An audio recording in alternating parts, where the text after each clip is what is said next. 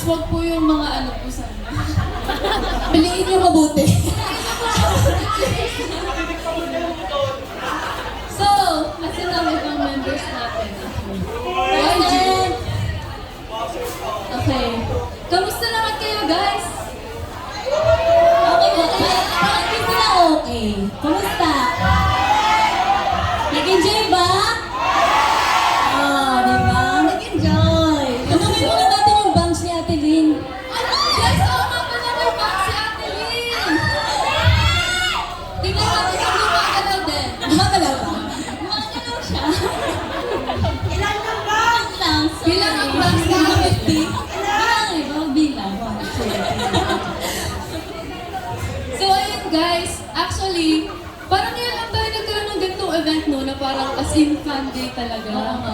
Grabe, sobrang swerte nyo, kayo yung mga first audience na. Kami, yung mga nakikita mo since day one nandyan.